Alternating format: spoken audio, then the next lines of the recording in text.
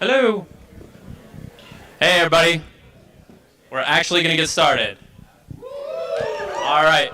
If you direct your gaze up to this projector right here, we've got a QR code. Go ahead and snap a picture of it. If you guys want to ask a question at the Q&A at the end, we're going to pick like 5 really good questions. So make sure yours is really good. Please don't throw it away with something silly like Pepe or Yi, because Pepe is the correct answer, or fish. Woo! Pepe always wins. All right. We're going to go ahead and get started pretty soon. Let's just go ahead and start introducing. You guys ready? All right. Ladies and gentlemen, he stacks facts in the back room of a Walmart like a backroom stalker. But shocker, he's a Zoomer, he's not a boomer.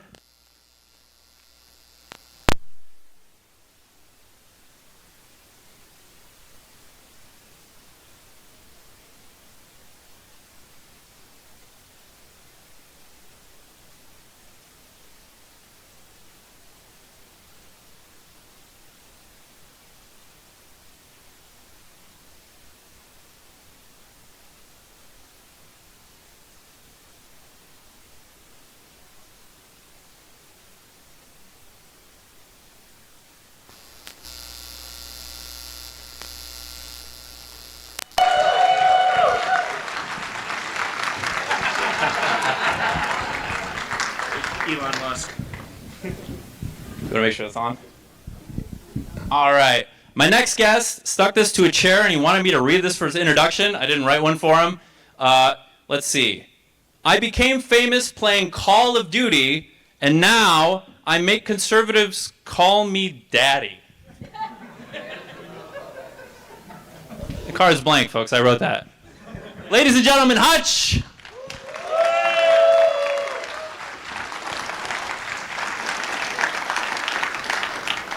All right, the official host and owner of the Bridges podcast, responsible for all booking. Ladies and gentlemen, NotSoErudite.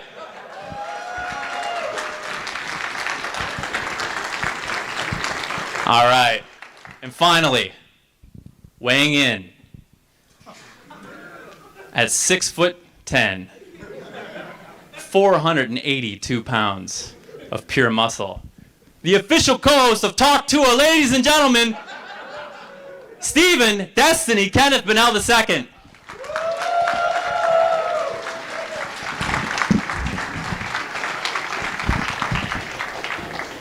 All right, everybody, please give a brief introduction. Obviously, we know who most of you are, but in a couple sentences, please tell us, who you are, why you're here. Starting with me. Hello, hello. Are you on? Am I? Flick it up. I don't know why I'm telling all you. Hey. Right. Oh, there we go. Cool. I'm being mogged in real time. You're trolling me right now, okay? Yeah. This is a big troll. It's not funny. Okay. You also troll me because people keep saying Erudite is the owner of the British. We're the co-owners, aren't we? Did something change? Is this being stolen from you? Okay, so Yeah. I don't know. It's Did you a get coup. promoted? co-owner. Nice one. Good one. I'm here to cheer you guys along and help host this event. And by help, I mean stand awkwardly in the corner and work on my iPad while these wonderful volunteers do all the work. I'm here, hopefully with you guys, hoping that Wisconsin goes mega blue, not just for Biden, but for rewind. Not just for Harris, but for the Senate seat as well. So that's what I'm doing here. Yeah. Some of you will know me as NotSoErudite or Kyla. I am here because I am contractually obligated to. I'm just kidding. I'm here because I help PV organize a bunch of these events, and I got to work with Supreme. Well, he did all the work. I mostly was like, good job organizing this event. So, hope you guys enjoy it.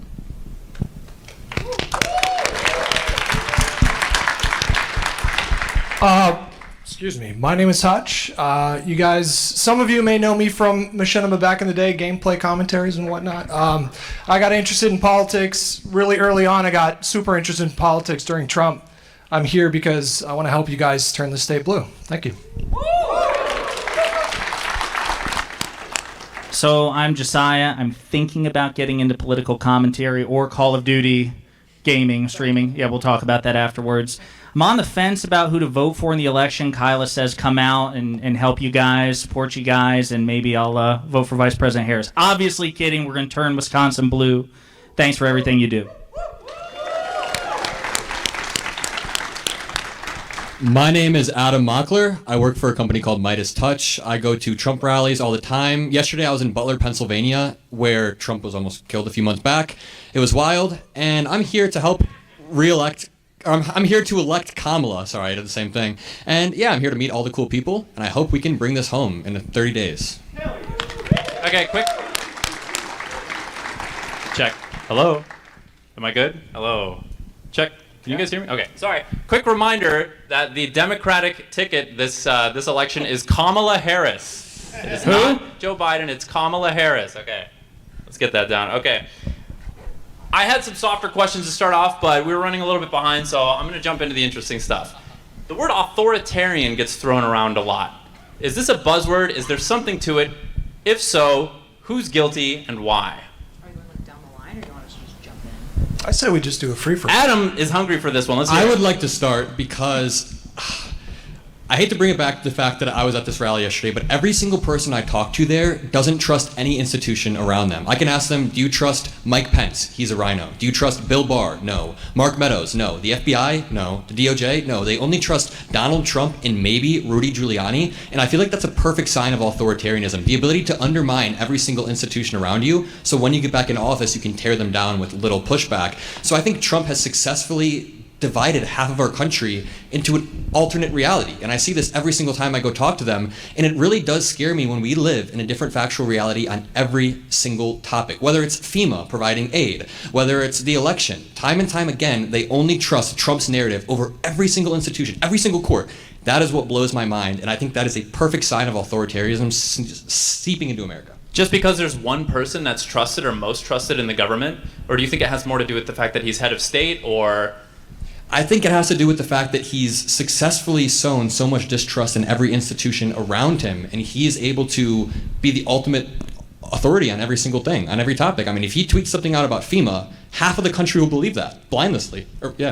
I think there's a section of the left that I feel like the only person they might trust would have been Bernie Sanders a couple of years ago, and they would have been maybe equally critical or distrustful of a lot of institutions, but surely nobody would say that Bernie Sanders is authoritarian. Or maybe they would. Well, he doesn't have the institutional power. The people who support him don't have the same institutional power as the MAGA people. I mean, what, 60, 70% of Congress thinks the election was stolen? He also doesn't encourage the overthrow of institutions the way that Trump does. So certainly Bernie and progressives want to change institutions, modify and improve them, probably even abolish certain ones like the Electoral College, which are antiquated. But Trump, his distrust of institutions is considerably less founded. There's no factual basis for it, and it's all in service to him. When you combine that with the fact that he publicly called for the termination of the Constitution, the supreme law of the land, like there's nothing more authoritarian than that. You quoted that to a Trump supporter today. We went to a Trump rally today about an hour north of here, and we talked to some Trump supporters. And I think Josiah, such a charming guy. He just charmed everybody, charmed the pants off. He introduced himself as a liberal. He's like, I'm on the opposite side of the aisle, but you're like family. My family supports Trump, and he charmed everyone. And Hutch was just like, man, I don't know. I feel like someone's gonna get rowdy. The very first time Hutch goes up, I think you quoted that True Social quote about him suspending. We got to set the stage, Hutch, before you tell them what you did. So Sure. We're having this exchange, we're having this dialogue with a young conservative at the Trump rally, and all of a sudden I see this shadow approach, and it's Hutch, 6'4", and he's got this Trump hat on. And he goes, excuse me, I'm not sold on the election one way or another. I'm kind of Trump curious. He's like, but this whole overthrow the Constitution thing. And I go to open my mouth, and some guy further up the line turns around, and we hear, he didn't say that. And then Hutch said, no, of course he did, and started to quote it back. And then the guy's like, if he did say it, Then it wasn't that bad. Yeah. Something that I thought. He called us plants. Yeah, he was pretty up. I mean, the Constitution thing that's supposed to be the firewall against authoritarianism. So if that falls, then everything falls. And so it's just on its face, Trump calling for him to be able to just terminate the Constitution because he feels like there is voter fraud is obviously very authoritarian. So, yeah. Yeah, at the end of the day, authoritarianism, kind of loud. you did it. You did it. It's good. Are we okay? Okay, yeah. At the end of the day, authoritarianism is all about centralizing power It can be in one political party, it could be in one branch of government, or in the case of Donald Trump, it could be in one person. Bernie Sanders was brought up earlier. I don't remember Bernie Sanders ever saying we need to undermine the judicial branch, we need to suspend Congress, we need to destroy the DOJ and every department and office in the executive branch. Like, it's pretty clear that Donald Trump wants to centralize as much power into the presidency, into him exclusively, as possible. And I think that, as evidenced earlier, he can basically say or do anything, and he's seen, I feel, by a large majority of conservatives as a guy who can basically say or do whatever he wants, whether it puts him above the executive, the other two branches of government, or above the Constitution. I was just going to say, I think as well, when you look at fascism or even communism, when you look at historical examples of authoritarianism, you see the centralization, but also this increasingly violent anti-academics, anti-professionals, anyone who's outside of or disbelieves in the central tenet, right? And you have Trump calling for the DOJ to be reformed, for his enemies to be locked up. I feel like you're increasingly seeing rhetoric that you've historically seen used on the rise towards fascism or towards communism. You mentioned the Bernie Sanders wing of this sort of left-wing movement, and it's true that you can find pockets of truly authoritarian lefties, but I feel like they have a totally outsized presence on social media. They probably represent maybe 1 or 2% of the entire country. It's just no comparison to MAGA, which is a good 35-40% of the country at this point, and they are fully behind this man. So. I understand. Yeah, that was just a counterexample to the idea that a sign of authoritarianism is trust in one or a few individuals in the government and distrust of other institutions. But yeah, I understand. Well-made point, and I understand. So I guess one other thing that really struck me from that Trump rally was it seemed like no matter what points were raised about particular failures of Donald Trump, one thing that you ended all your interviews with, Josiah, was, is there anything that could change your mind and cause you to vote for anyone other than Donald Trump? And all of them very firmly and resolutely, confidently, put their chins up and said, no, there's nothing that can change my mind, nothing at all. So even if it's the case that they would accept that Donald Trump wants to suspend the Constitution, even if we could make the case and they would agree that Donald Trump is the ultimate authoritarian threat in this country, it seems like that's what they want. So, sorry, I know this is long, but it seems like we're finally at the point where we have to make the case, and I want you guys to sell me, so what? What's wrong with authoritarianism? What's so great about democracy? What's so great about our system? Why do we need to convince people that it's worth saving, worth keeping? Authoritarianism sucks because just look at the countries that it produces. Like, the United States has been the leader of the free world for at least the past 80 years, and I don't think that it's a coincidence that it happens to be that we organize ourselves under democratic principles, that we're capable of making great social change, incorporating lots of different types of people and ideas into our economy, into our society, that we're able to mobilize a ton of different factions of society in ways that other countries can't. Like, all of this can only happen in a democratic regime, in a democratic form of government, where you can look at how people vote, you can track changes in government, you can track public opinion.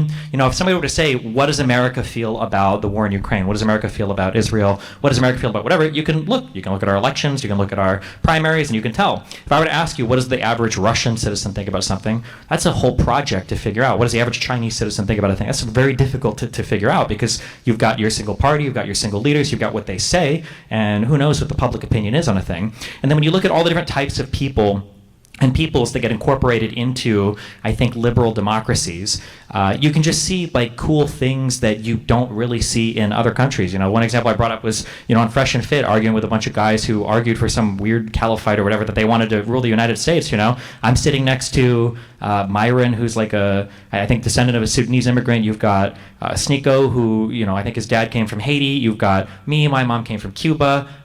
You've got Fresh. I don't know where his parents come from. Fresh is a guy. But this is, it's the fact that we're all doing this podcast here on a high high-rise in like Miami. It's such a cool, unique American thing, and a uniquely American thing.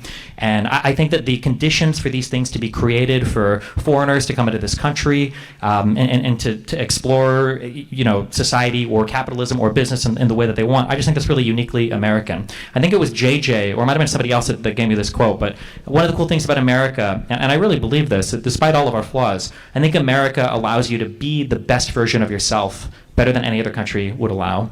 That's what I was going to say, all of that. Did you like that quote, Stephen?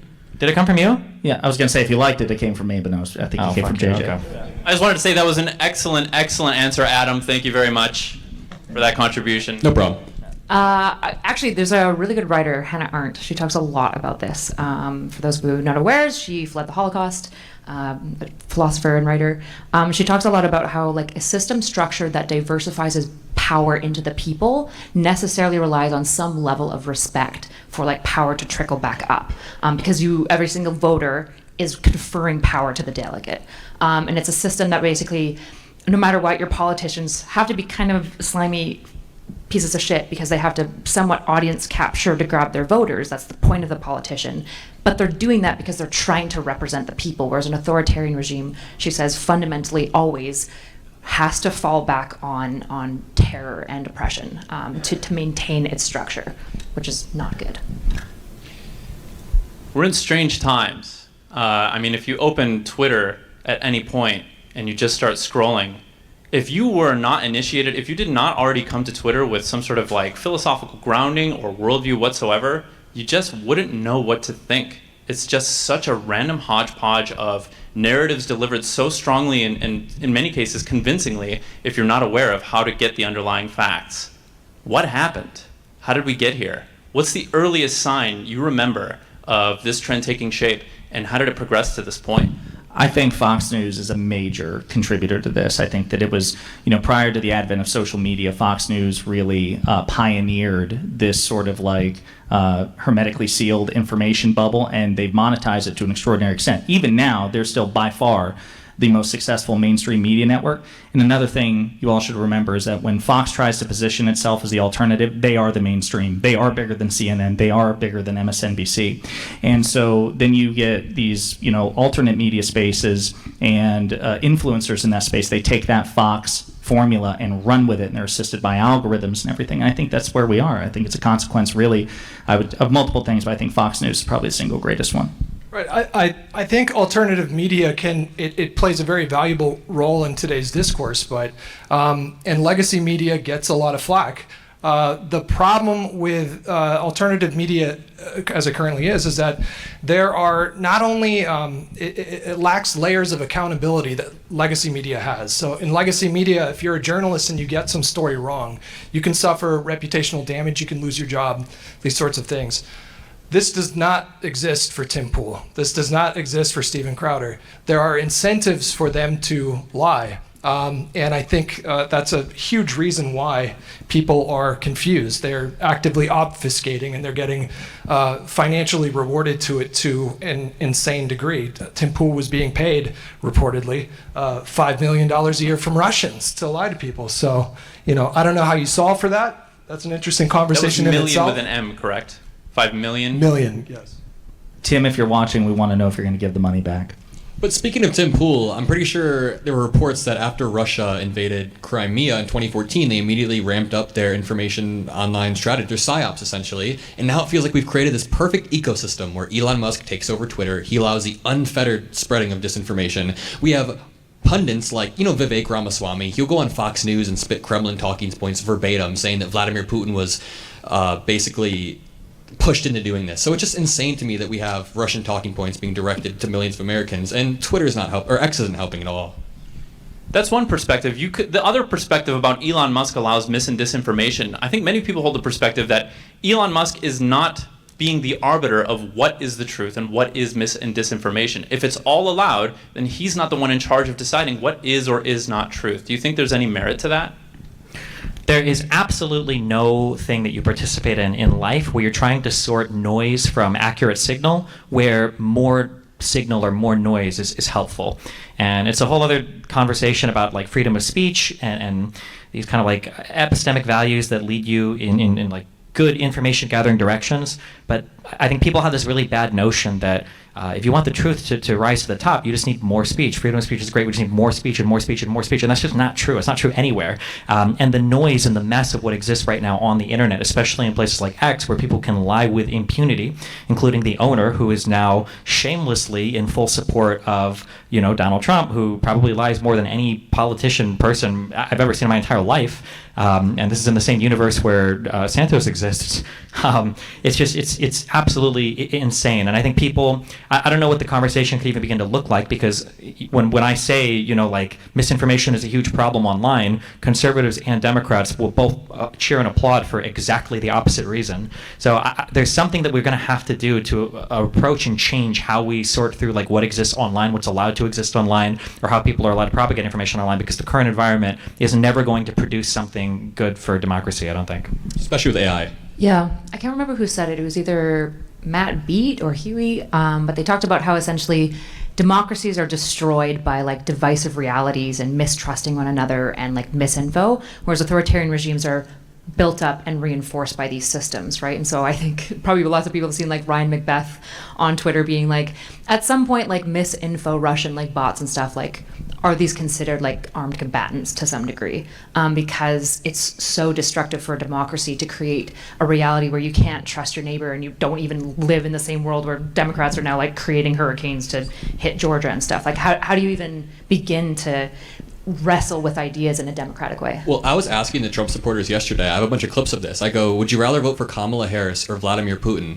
A lot of them said Putin. I said the same thing with Kim Jong-un. Kim Jong-un or Kamala Harris? A lot of them said, I'd stay home. I said, what if you're the tie-breaking vote? They said, I can't vote for Kamala. How much do you think Vladimir Putin is salivating when he sees that he waged an invisible war, essentially, without wasting any money on ground troops? And he has tricked half of our population, with the help of Donald Trump, into thinking all of this, that Vladimir Putin would be a better leader than Kamala Harris. What was the quote? Wasn't there a quote leak recently where Donald Trump was looking at Kim and he said, when he rises or when he does whatever, his people clap. I want my people to do that. My people to do that. Well, yeah. Well, when he was president, he talked to the Joint Chiefs of Staff and DoD officials. He's like, what about military parades, which is stuff that they do in communist countries? It's absolutely insane. But on that, kind of piggybacking off what Adam just said, this is why, for those of you who've heard me occasionally in Steve and Stream ask the question, and it is Socratic. It's if we experienced, God forbid, some sort of terrorist event on a Democrat's watch, would Republicans rally around a Democratic president? If you recall, those of you who were around during 9/11, the expectation was if you're a Democrat, you shut the bleep up and you just rally behind the Republican. It doesn't matter what the policy differences are. That was the expectation. I am convinced, as I imagine many of you are, that in a counterfactual where it happens under a Democrat, you would not get that support from Republican, not just Republican voters, but Republican politicians. They would use it as an opportunity to undermine the Democratic president, and that's an asymmetry that we have to really push back on. I do want to say that despite the fact that it has just objectively gotten just way crazier in the last 6-8 years in terms of misinformation, confusion, obfuscation, the liberal coalition in this country is doing a really good job. For the last 6 years, it's been sustained wins. I'm optimistic about this November, and it's in no small part because of people like you participating. So give yourself a round of applause once again for doing that. It's important. It matters. Good job. All right, Hutch fishing for the claps. I see where you're at. I see what you're doing. Okay. But we all agree that people lie on social media, and that's the biggest confusion, because everybody calls everybody a liar. We see the no-use strategy, right? Donald Trump, I believe, tried to coup the government and steal the election in 2020. And what happened? Joe Biden endorsed Kamala Harris. We didn't do a primary. What's the word that popped up out of conservatives' mouths? Coup. They call it a coup. It's ridiculous. There's no comparison. But that's the strategy. And to the uninitiated, how do you even start to tell the truth? We agree that people lie, and that's where the confusion starts. But what do you do about that? What are the solutions? I think it has to start in the media, whether that's people hosting debates, whether that's media officials covering events. I think in the beginning, people were a little bit scared about coming off as too unhinged about Donald Trump. Well, in the very beginning, it was funny. People said, we have to be careful we don't normalize this. But then in the media's I guess, quest for legitimacy, they stopped criticizing Trump because they were worried that they were coming off as too unhinged, and somehow conservatives managed to get a grapple on the entire narrative on the liberal side as well. And I think that people in media need to be less afraid of calling out the insanity on the conservative side and just hardcore fixating on that. Like, you can't make concessions anymore to these insane people. Like, you have to be willing to lay, like, in a fact-based world and to just stick there. Like, if you want to have conversations, I was talking earlier with Josiah, if you want to have conversations about, like, the FEMA response and everything going on for the hurricane, well, let's start with some quotes from Republican governors about Biden's response. Do you acknowledge that these quotes are real? Like, before you even move on to any crazy thing about Biden, suiting up like Iron Man to block helicopters from rescuing people, like, it needs to be like a grounded in reality conversation, because conservatives are just completely and totally in another dimension right now. I mean, you say that, but the media is everything. You can, if there's a narrative that you want or that you like, there is media out there that showcases that, and that will obfuscate, that will refuse to cover a story, and will hyper-focus and create their own narrative for any piece of information that's out there. Deport them.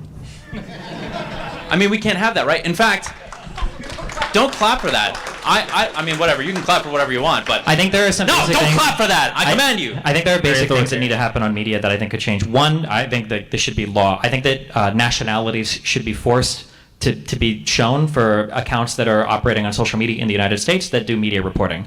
Like, if you follow 10 accounts for news and this law passes and you find out that 9 out of 10 of those accounts are run by foreign nationals, I think that's important information that's important for an American to know. I think there are other steps that you could take in that direction. I think that income sources should be disclosed from people that are doing major media in the United States. I think it's insane that you've got people that are earning millions of dollars from who knows what companies that are just like blatantly lying to the American public. I think that there are steps that you can take to move in that direction, but we need like a culture change like as well in terms of how we deal with misinformation online. I do want to say this real quick because today was actually an inspiring example. So obviously we weren't able to create content, but if you go on Twitter, Aaron Rupar is somebody you should follow if you're looking for like really solid clips.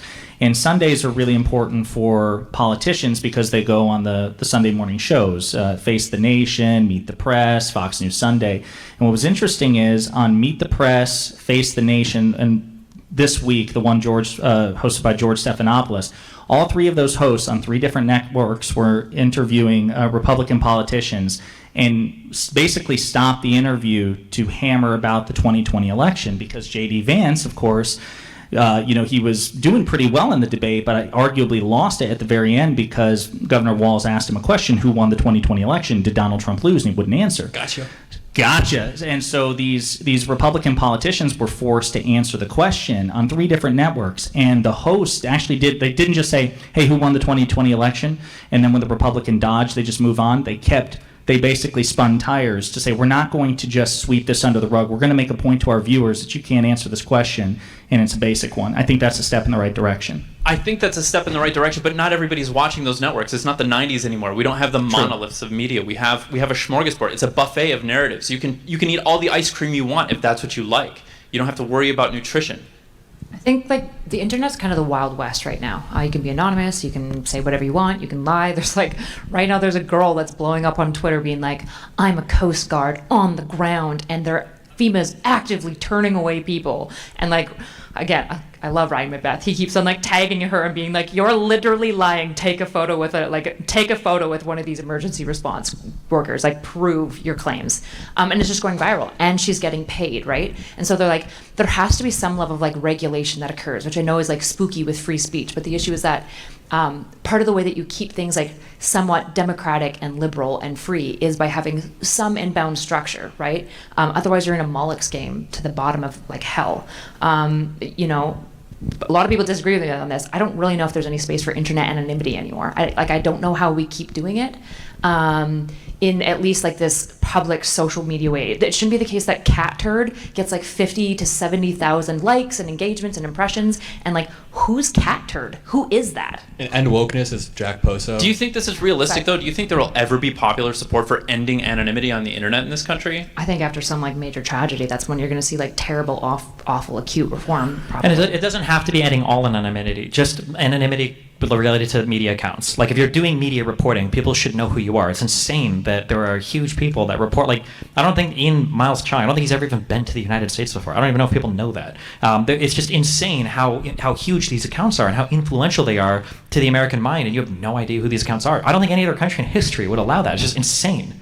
I think that's a good start, but that's not a universal solution. That doesn't cover everything, right? Newsmax exists unless, listen, the reality of Russian disinformation and Russian influence in our media and leveraging our freedom of speech against us is real, widely proliferated. It's severe, but it's too convenient to say that could be, you know what I mean? That would be the one panacea that could cure everything, is if we got rid of foreign misinformation. There are excellent incentives to just lie, and it is a proven method now to, I think, grow a media company, is to just lie and tell people what they want to hear. There doesn't need to be foreign influence. Well, I think to be clear, I think we'd all agree that there is no panacea. There is no putting the genie back in the bottle. You can take, social and political action to try to reduce it in certain respects, like, some of the proposals Stephen and Kyla were mentioning there.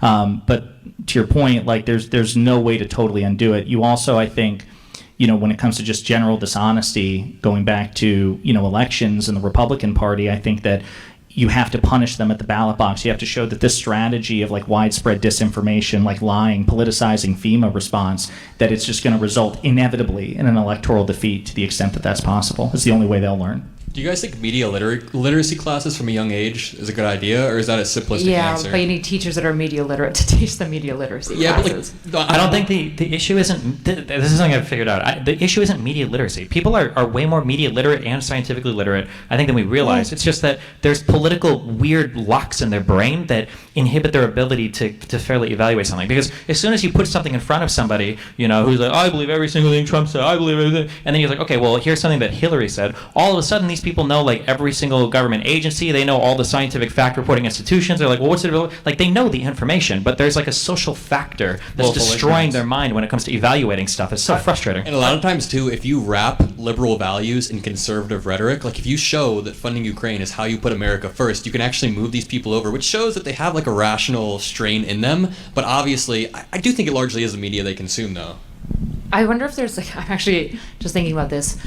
State-dependent recall kind of like cues that essentially when you're like in a feeling or thought or environment or like situation that is similar repeatedly, like hearing Republican talking points, it's easy to remember all the information you've consumed that feels and is similar. Whereas the moment you move out of that state and you're trying to recall the same facts, it's really tough. This is why, just pro tip, if you're taking university courses, you should study in the class that you're writing your papers and exams in, because it will just perform significantly better. And so I wonder, like, a large part of this, when I look at like social media, and again, we can't put the genie back in, which is why we need like small things to disincentivize really bad actors, like demonetizing people who get community noted. If a community note goes, this is false, that person should never be paid, and they should probably be like shadow banned for like a day or two. Like there has to be consequences for like malicious actors, and it needs to be a decently high threshold, because we don't want people who like are misinformed but not ill-meaning necessarily getting the same like nasty hit as somebody who's like actively knowingly lying.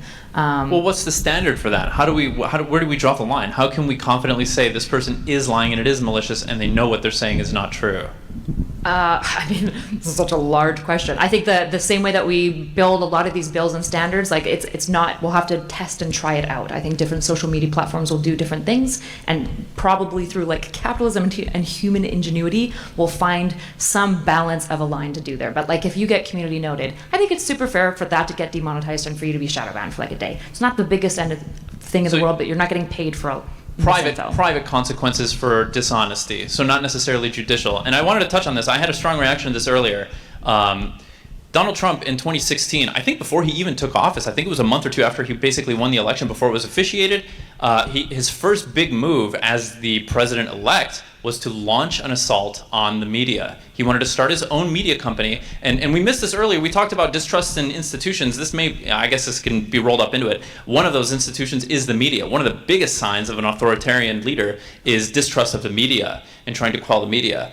So when he said, like, we need to deport them, that's why I had such a strong reaction. This can't be the solution, right? And Trump literally just said he wants to strip the licensing away from ABC, right, after the debate. And then I think he said something about Fox News needs to stop showing all these liberals. He said something. He said that multiple times. We need to open up the libel laws. Yeah. Yeah, he's like threatened the media multiple times. I think this is why like bureaucracy is so unsexy, but this is why it's important. Bureaucracy can get bloated and doddering and out of touch, but this is why like science broadly as an institution is very self-correcting, right? When you ask like, what's the line of knowing somebody is like lying? It's like, okay, I'm not gonna make it up on the spot, right? It should be a system that gets built and tested just the way that science came up with peer review in the 60s to improve its quality. And now we're looking with meta-science and being like, oh, peer review is actually failing us because we don't pay anyone who peer reviews. So we should actually incentivize peer reviewers, right? There's little tricks that you can do over time to improve how these little tools and systems work so that they're doing less harm. And I think we have to like look into these things.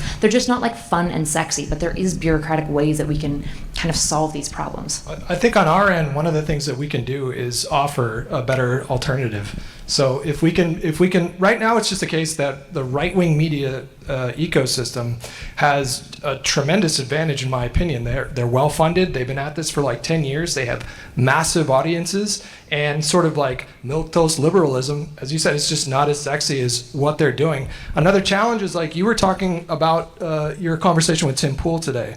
And you were mentioning the fact that when you spoke with him, he was able to rattle off like 10 or 15 really niche kind of... This happened in 1963. Did you know that? Right. And so like they're really good at gish galloping and just throwing 15 things at you. And you have to be really sharp to be able to debunk that stuff, engage with that stuff. And for the average person who's working a 9 to 5, they just don't have the time to do that. And so if we can help like build a successful alternative to that, then maybe we can sort of fight against it. Okay, we're going to have some guests go ahead and call in. They wanted to thank you guys. Who do we have first? Do we have a mic over there? Just raise your hand. No mic, there's one in this chair. If you guys can send someone to grab this mic for us. Go ahead and queue up the first guest for us. Or just let me know when you can. That's fine, and we can keep rolling. Sorry, do we need something? Just give the mic to him to be able to talk to me, the guy in the control booth. His name is Jeff. What do you want? Oh, can we queue people up? I have some people, but just give me a minute. Oh, sure. Okay. So far, I guess the solutions that have been proposed are we can have private consequences. So if somebody gets community noted too many times, they get demonetized. Do we see the obvious problem with that? The community note system can be and has been abused? Why is that? Because Hassan is a bad fit. Oh. No, because I mean, like, truth on social media platforms ends up being a consensus, and really you're just like, you're recreating basically the same problem that you are trying to fix, right? The issue is we have all these accounts that are dishonest. Well, let's use social media to hold those accounts to be honest, and then you're relying on the same people consuming the dishonest information to hold those accounts to be honest. Obviously, it doesn't work.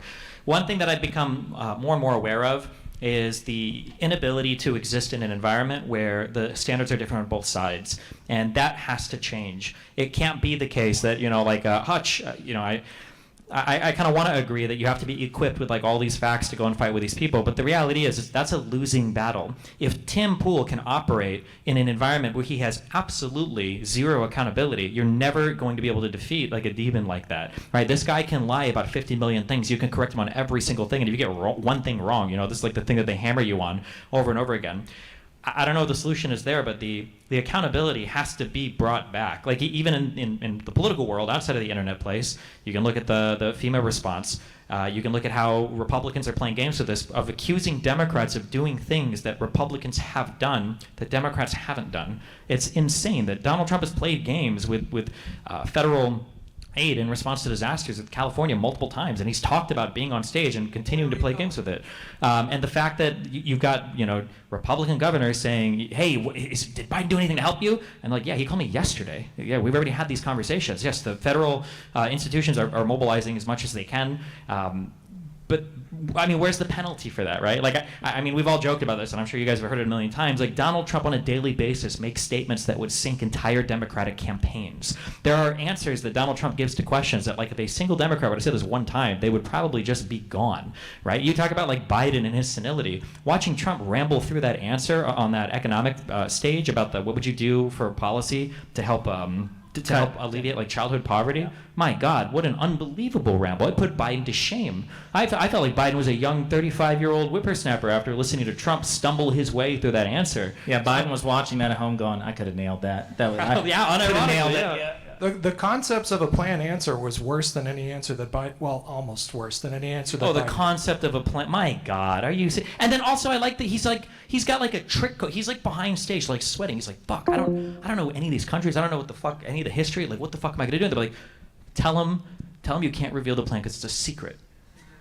And like that, he's done that over. He did it on Alexis show. He did that in debates. He's like, okay, well, I can't say it because I can't reveal my plan. It's a secret. He did that in 2016. People were pressing him on what his plan to defeat ISIS was. He says, "It's a secret. I can't tell you. It's gonna give us a tactical disadvantage if I tell you in advance." And then he gets elected. He comes into office, and his plan was, "I'm going to give the generals a month to come up with a plan." I'm not kidding. You can Google this. This is what he did.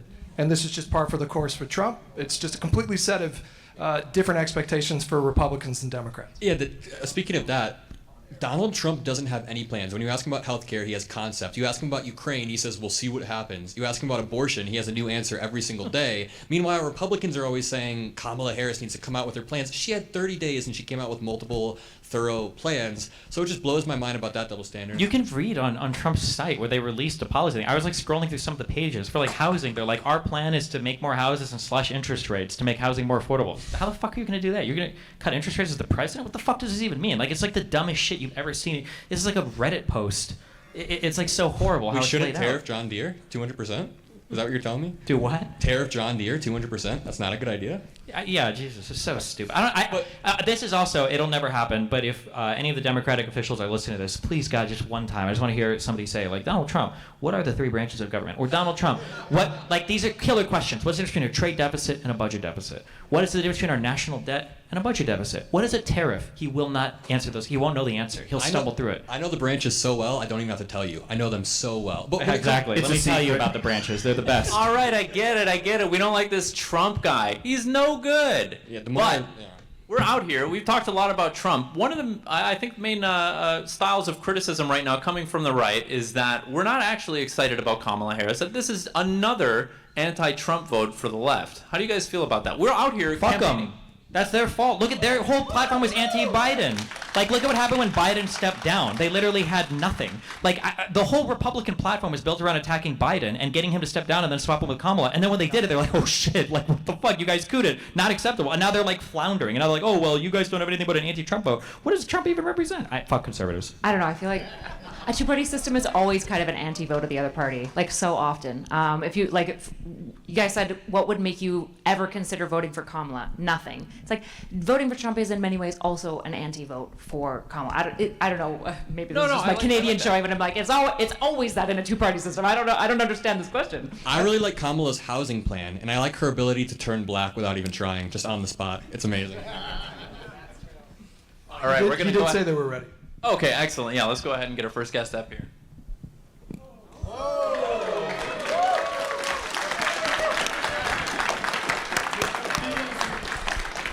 We got the beat. We got the I beat. think you should be live. What do you got for us? Oh man, this is weird. I just wanted to thank everybody. Well said, sir. You're muted, Mr. Beat. We're working on it. Oh. Ladies and gentlemen, Mr. Beat. All right. Okay. Excellent words of inspiration. I feel enriched, Yeah, personally. I was just laying out my So plan of as far as Trump being the World War anti-Biden... Peace. Whoa. Yes. I hear myself now. Oh, we got you. We can hear you, Mr. We Beat. got you. Okay. Hello, Mr. Beat. Thank you for calling in. Thank you, everybody. Thanks for having me. Thanks for being here. I can't hear you very well. Oh, there you are. Okay. Yeah, you just... Can't see you either. This is weird. Okay. Well, you called in because you have a message for us. Go ahead and just tell us what you want to say. Yeah, I just wanted to thank everyone there for just walking the walk. You're just really inspirational to the rest of us because we're working hard. And so thanks for doing what you're doing. And this is kind of an important election. I would know a little bit about that. I've studied presidential elections for a while, and I'm a bit worried about this one. So it's comforting knowing that all of you are there doing that. I'm sorry I couldn't be there in person. Hey, it's no problem. Don't worry about it. Thank you very much for calling it. Everybody give Mr. B a round of applause. We love you. Yeah. We love you.